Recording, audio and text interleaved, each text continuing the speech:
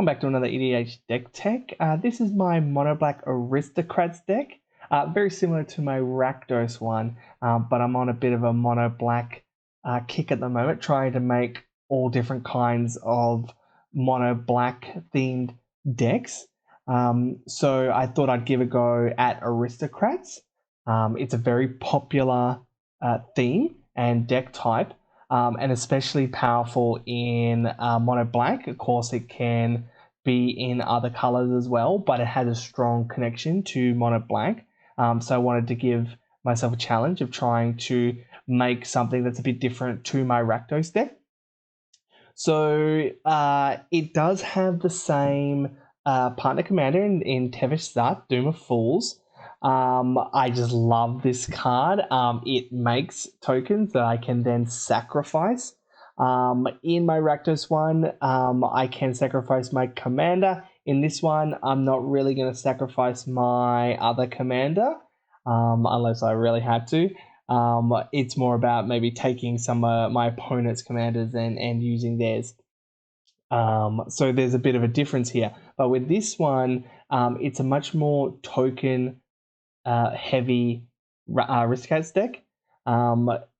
The black just has a lot of token generation when it comes to small tokens that you can just get rid of, where my Rakdos one had more actual creature cards in it, and some of them just made some tokens here and there, where this one, it's a heavy token generation, as well as a big mana kind of backup to go with it. So Tevesh Szat, just great as an Aristocrats commander. And I thought, okay, well, what commander can I partner with him? So I've got Sengier, the Dark Baron. I really enjoyed this card. It is not a very, I guess, strong or competitive card. It being 6 mana is really, really tough. But with the kind of big mana backup that Mono Black has, you can get it out. Where if I was doing Rakdos one, the commanders, it's a bit smaller, it's a lot easier to cast. But this one, you have that kind of big mana backup, so you can get to that 6 mana. And if this can go unanswered, it can really, really start to end some games. It's flying big beater. I'll be sacrificing lots of tokens. So I'll be flying around swinging this, and the life gain, sure, taking somebody out, yeah, that's no problems. It's nice to have, but it's more about just getting the tokens and just trying to swing out with as big a flying vampire as you can. So it's really focused around Tevesh Szat, but Sengir's in here as a nice little backup, try to get a win through that. So we'll go through the deck. So first, protection. So as opposed to my Rakdos one, I wanted something to actually protect my my commanders, where sometimes you don't really care, but Tevesh Szat and Sengier I kind of want around both, and I don't really want to be casting them too many times because they are quite expensive. So I'm trying Kaya's Ghost form because it does work with planeswalkers and creatures. Which is a nice little benefit. So it works with both my commanders. It supports the dying of them and then them coming back. So they will lose any counters, but it will support the, in Sengir's case, it dying and coming back, and then get any triggers off of that. So it's a nice little aura that I'm kind of trying. And then Malakir Rebirth, I just put this kind of in a lot of my black decks. It's a land on the other side, and it's going to protect only Sengier in this case, but it's a land on the other side, so it's just pure value. Okay, so token generations. So you have some powerful token generators. So Bitter Blossom, 1 every turn, great value. Dread Horde Invasion, cheaper Bitter Blossom. Because you are sacrificing on a relatively common basis, the 1/1, we don't care. We're just going to keep getting a new token every turn. So it works the same way Bitter Blossom does, except that it's just not going to pile up with lots of little fairies. I'll get rid of the token and then have to start again. The 6 power claws, it's a nice to have. Generally doesn't come up. Normally it's a 1 or 2 power creature before I sacrifice it. So it's there just as a bit of redundancy. Ophiomancer, super powerful, creates a snake, and that snake is death touch, so it really deters people from attacking me, and especially deters people from attacking Tevesh Szat, when you really have to sacrifice one of your own creatures just to get through the death touch.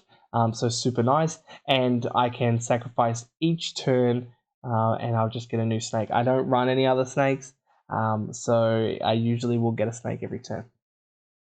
Pawn of Ulamog, fantastic. It's going to give me a creature, which is great because I want to sacrifice that creature. And it's also going to give me something that itself can sacrifice and then just give me some more mana. Because I have very expensive commanders, I want to get up there. So this is a ramp piece, but it's also a token generator and a sack outlet. So it's just perfect in this kind of deck.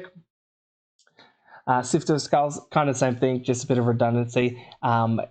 Whenever non-token creatures, it's going to create that 1/1, and it's going to do the same thing. So again, we're going to be ramping up. It's going to be good. And then Liliana, Red Horde General, does everything we want to do. It has removal, it creates tokens, it draws cards. It's just a great card, and I put it pretty much in all my mono black decks. Okay, so Bloodghast. So in addition to some tokens, we've got some recurable cheap creatures. So Bloodghast is great because it's going to come down landfall, and it's going to kind of come into play. So I sacrifice it, I'll play my land, it will come back into play. I want to be making my land drops, as you do. So super, super powerful. Note that it does have 1 toughness, so that's super important, but it just keeps coming back. Nether Trader, same thing. For 1 mana, when something goes to the graveyard, it's just going to come back. We're going to have lots of tokens that are just going to go to the graveyard. And for 1 mana, this is going to come back. So fantastic. And then Reassembling Skeleton, great. It's going to come back at like the end step. So, you'll go full rotation. You'll have keep 2 mana up, and then you'll just have it come back.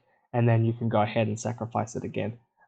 So super valuable, always coming back, very annoying from my opponents.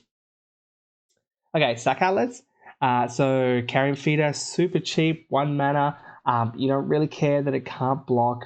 Maybe you might swing a bit, but it's really there just as a free repeatable sack outlet. You'll see that all of my sack outlets are essentially free, because that's what you want. I want to be able to do whatever I'm doing and then sacrifice it. So you'll see that theme running. Viseria, same thing. You get a nice little scry, which is good to get rid of some of those cards you don't need. But essentially, it's there just for 1 mana free sack outlet. Ashnod's Altar, very good. It's going to ramp into my commanders, both because they're expensive, but they have a high generic mana cost. So things like those Eldrazi spawns and Ashnod's Altar are great for that because it's going to kind of get those down much faster. Playcrafter, it comes in, if it sacrifices itself, or I'll just sacrifice some, token or whatever. And it has a nice benefit of, it can discard somebody's card, or it also takes out planeswalkers. But most of the time, it's just going to get creatures, but it's there just as a sack outlet, and something that, will also remove some of my opponent's stuff, which is nice. Phyrexian Altar, really good, classic. This one's great because, it's going to produce colored mana, so I'm going to get that black mana that I need, because there are some cards that have high black pips in it, many black pips. So it's nice, but yeah, again, free sack outlet. Ghost Rider, same thing. This one gives me a token, which is really nice. So it gives me something to sacrifice, and also is a free sacrifice outlet. And it can kind of keep coming back if I need, so I can always escape it. I don't play a lot of graveyard recursion in this deck, so the escape costs, I'll be able to exile some random cards because I'll have them because I'm not particularly using them in this style of deck. Yeheni, Undying Partisan. Again, free sack outlet. Can make indestructible, so it can get really, really big. I have tokens and then I will sacrifice just to give indestructible and then board wipe, and it's a very big beater. I have swung out with a very huge Yanni before, so super nice. But yeah, free sack outlet, very powerful. This one could also be an alternative commander if you want. It pretty much works in exactly the same way. I just like Tevesh Szat as a commander, and Sengier, I enjoy the card and I want something to partner with Tevesh Szat. So it's really good. Smothering Abomination. So I will be sacrificing a lot of creatures. So because I'm sacrificing a lot of creatures, I'm going to be drawing cards. It itself will sacrifice, which is nice. It is at the start of my upkeep, so it does take some time to come around. But it's the fact is I can start playing out some of those cheap tokens and then get my sack outlets on board and then play this, and I'm drawing 3-4 cards while I'm sacrificing my things for more value. And begin that kind of value train. This is a grindy kind of deck in terms of getting that value. Yawgmoth, Thran Physician, great sack outlet in this deck. You can discard a card to proliferate, which is good because Tevesh Szat, you want to get the loyalty up and running. The proliferate's kind of nice on Sengier. It's okay, you're going to get that one counter. But it's there to help Tevesh Szat get higher because Tevesh Szat becomes a real big threat when on the table. As well as it's going to draw a card, it's going to give no one counters. Like, it just does everything that we need. So fantastic. Okay, so some of the payoffs. So what are the payoffs for sacrificing? Usually it's dealing damage to our opponents, which is what we want to be doing, but it will be in increments. So, most will do just 1 damage, and also, gain you some life as well, which is always nice. So we've got quite a few of those in there. So Blood Artist, one of the best ones of it. So it also includes my opponent's creatures when they die, which is great. So you get lots of pings, but this one is target. Zulaport usually comes with Blood Artist, no problems. So this one is each opponent will lose life, but it's only things that we sacrifice. So, we're going to be sacrificing a lot of stuff. So fantastic. This will start triggering no problems. Ayara, First Lockthwain. I really enjoy Ayara with Tevesh Szat because Tevesh Szat will make the 2 Thrall blockers. So you'll get those triggers. So really, really nice. A lot of our creatures and tokens that are created are black. So you will get those. And if you need, you can draw a card off if you're getting too many tokens. But it's there just to start helping out into the battlefield effects. So yeah, really nice. Bastion of Remembrance. Another one. So this one, it's an enchantment, so it's a bit harder to get rid of. It's like Zulaport Cutthroat, but 1 extra mana, but it's an enchantment, and it comes with a token itself. So it already gives you that value when you've got your sack outlets out on the board to start pinging people. So I really, really enjoy Bastion when you're playing like Blood Artist and Zulaport Cutthroat and all that kind of stuff. Fucking Wrath Noble, another one. These ones are starting to be a bit more expensive, but I want as many of these triggers as I possibly can. So, if you wanted to cut down on some of these, you might want to remove something like this, but yeah, they start to get more expensive now. Vindictive Vampire, very similar thing. Same, when you sack stuff, you're going to be dealing damage, gaining life. Really nice. So Conrad the Grim. So this one's great. I put in a lot of my black decks. It's also when creatures come out of the graveyard. So when Woestrider escapes, you're going to get this ping. It also has the mill. So, you can start milling your opponents, but it's there just to get that sack value. As your creatures are going to the graveyard, you're going to be pinging people. So this one's like it's kind of like Vindictive Vampire, but just more value on top, and you're just paying that 1 extra mana. So that's fun. Okay, some of the ramp. So we have a lot of ritual ramp in here. So we want to get Tevesh Szat as soon as possible. That would be priority. And then Sengier can come down later when the game's starting to wind up and creatures are starting to die and you're starting to swing out at people. So culling the week. it itself is a sack outlet, which is fantastic because again, that's what you want. And it gives you 4 black mana. So this on turn 2, if you play something on turn 1 and on turn 2, you're going to get a Tevesh Szat. It's really, really hard for the table to deal with, especially when Tevesh Szat is making blockers. So you're going to get to an ultimate very, very fast. So really fantastic with Tevesh Szat. Dark Ritual, goes in a lot of my black decks just to get more mana. And then Cabal Ritual. So you have a lot of stuff dying, a lot of stuff going to the graveyard. So you can meet that threshold. So this one's more of a in the later game. This one might be more for Sengier rather than Tevesh Szat.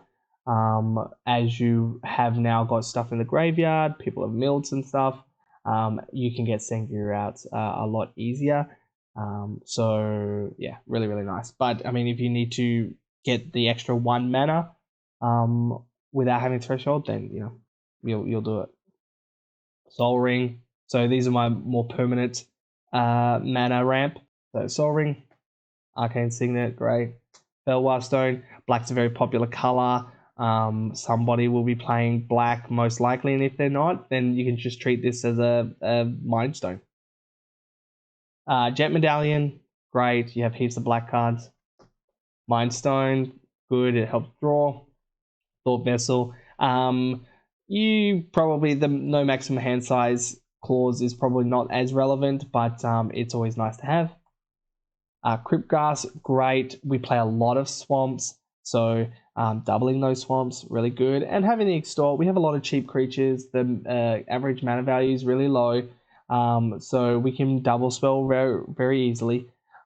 So it's nice to have the extort as well and to gain a bit of that life. Black market, creatures will be dying all the time, so you're going to tick up on this a lot. So yeah, great ad. You could do like Revel of Riches also here if you want a kind of an alternative fun win condition. Kind of could be similar, but this one is off all creatures, so opponents in mine, and I'll be sacrificing a lot of creatures. So this really, really starts to chew up. So try to play this when you have a board state that you're ready to sacrifice, and then play this. You're going to get heaps of mana. All right. So draw, Skull Clamp also works as a sack outlet. You'll remember Bloodghast, Reassembling Skeleton, Nether Trader, all 1 toughness. A lot of tokens, 1 toughness. So Skull Clamp just starts really drawing cards. Super powerful. Night's Whisper, pretty much in all of my black decks, just 2 mana for 2 cards and 2 life, whatever. We're gaining life, doesn't really matter. Just great value. Sign of Blood also comes with it. This one can target another player if you need. Dark Prophecy. This one I've been really enjoying. I hadn't put it in decks before, and I recently got a version, and I've been really liking it. So I will be sacrificing a lot of cards. A lot of my Blood Artist effects will gain me 1 life, so kind of just net neutral. And I'll be just drawing a lot of cards. So there's a lot of draw going on here. It's nice. Necropotence, great card, busted. You're going to be drawing a lot of cards off this. Yeah, great. Phyrexian Arena, another one. This one's good. It helps with devotion, but it is slow, especially if you get it later in the game. So this is really something you want early. And if it comes to the end of the game, it's winding down, then this is not as valuable. So you could probably swap this out for a Read the Bones or something like that, some other draw spell that you probably prefer. But yeah, it's quite nice, especially if it can get down turn 3. Pitiless Plunderer, great. I've got heaps of creatures dying, of course. So when they die, I'm going to be getting treasures, and I want those treasures to be casting my big commanders. So yeah, just a great card. Thing is Study. This one I've been really enjoying. I was putting it in my Crick Sunny Yogmoth deck, and really liking it there. And then I was like, okay, well, I've got a 5 and 6 mana value commander. why don't I try it in here? And I really, really liked it. The fact is, it's 5 mana, instant speed for 6 cards, and I lose 6 life. But I've got a lot of life gain in this deck, so I felt like it could support it, and it's worked out really well. So I really like this one. And then Bolas's Citadel. Mana value is quite low for the deck, so this can start turning through cards. I've got a lot of life gain to support it. And the 10 non-land permanents, I've got some tokens. Everything about this card just it works well with what we're doing here. Okay, Tutor's Expedition map goes and gets a utility land. I've got a lot of important lands that I want to get, so it's super cheap. I put this in a lot of my black decks. Vampiric Tutor, again, really, really cheap, efficient, just gets it on top of my deck, ready for me to draw. And yeah, I'll get anything I want. Demonic Tutor, classic. Get anything you want, super cheap. This might be like Ashnod's Altar or something, or Bolas's Citadel, any of those kind of big spells that can start getting the game rolling and start getting you into your Tevesh Szats and Sengier. Diabolic Intent, just as good as Demonic Tutor, but it sacrifices a creature, and that's exactly what I want to be doing in this deck. So really, really nice. Okay, removal. So Feed the Swarm, great. I put it in all my black decks. Sorcery speed, which is unfortunate, but it can get an enchantment if you've got a pesky enchantment going on. There won't be too many enchantments that we will need to deal with that I can think off the top of my head, but it's nice to have it there just in case.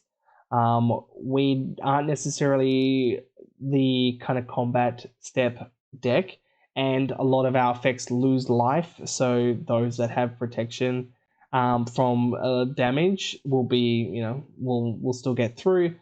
So we attack on a different avenue. But if you need to get rid of an enchantment like a Smothering Tithe or something, then you can get rid of it. Spellful Mastery, another one I've been putting in all my black decks since Strixhaven. I just really like that it's super cheap.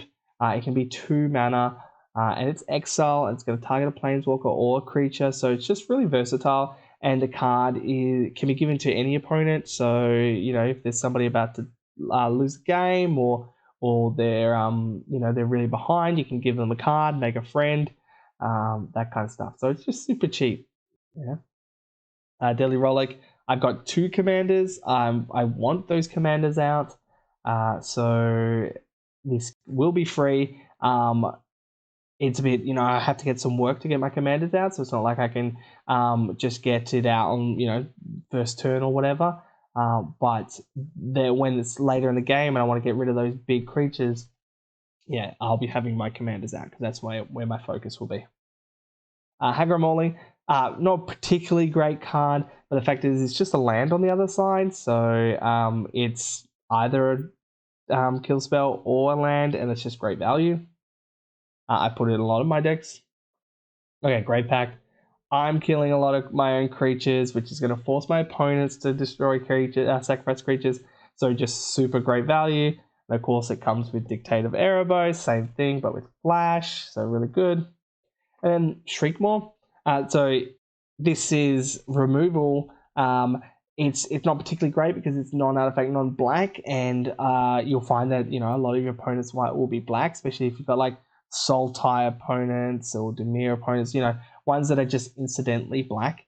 So it won't be hitting all the table, but the fact is it has an evoke cost that's relatively cheap and it sacrifices itself. So it really just works with everything in the deck. I would have had something like a Tragic Slip or something like that in here, but this is a creature that sacrifices itself, so it just works with the deck. Some board wipes, so Damnation, classic, just 4 mana, super cheap. Mutilate, same thing. I have a lot of swamps, so neg 1's going to get rid of those pesky things with Indestructible as well, so really good. And the Toxic Deluge, super cheap. I'm going to be gaining life, so I've got a lot of life to spare. So yeah, really nice.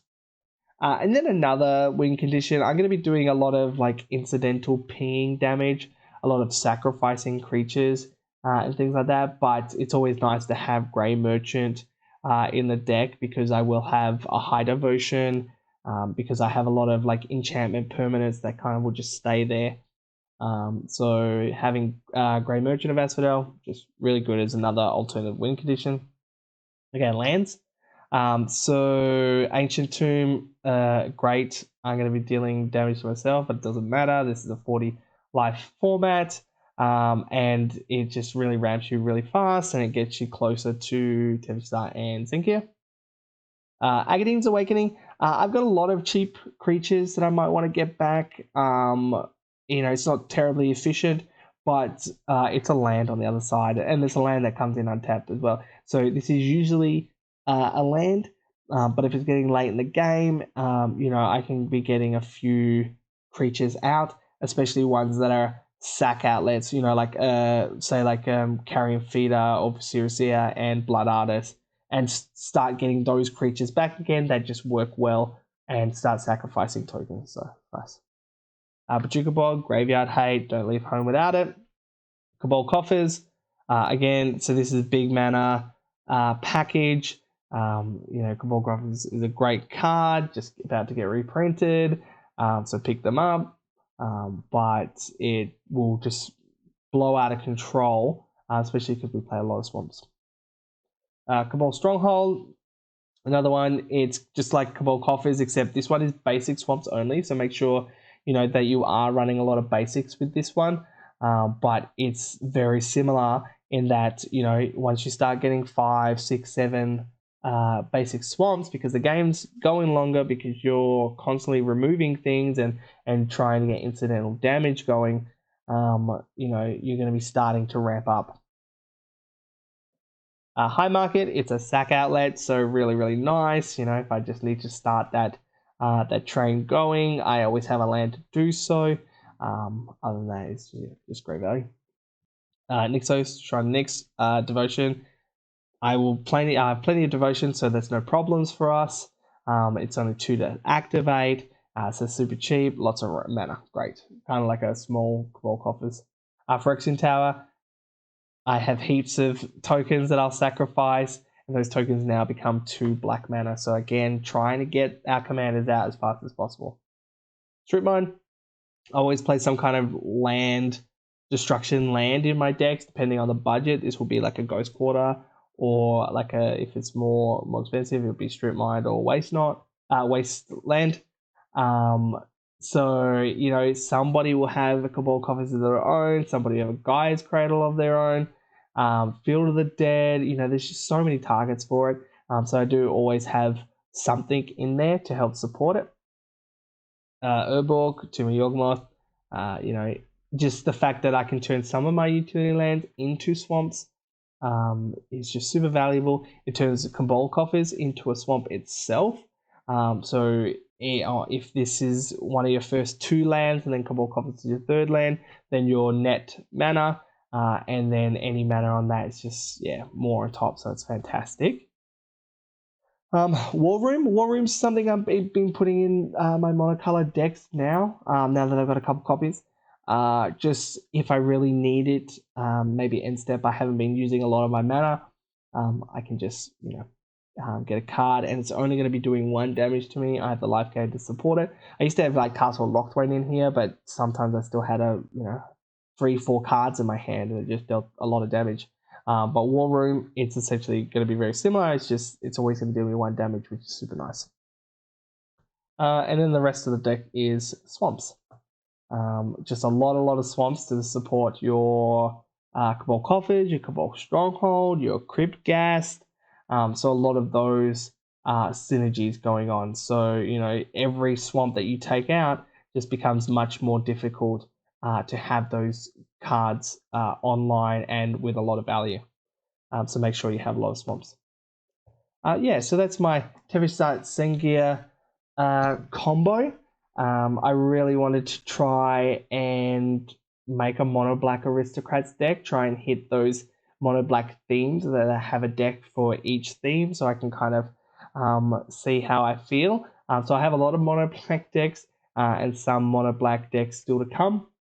So really trying to figure out, what is it about each part of what is great about mono black.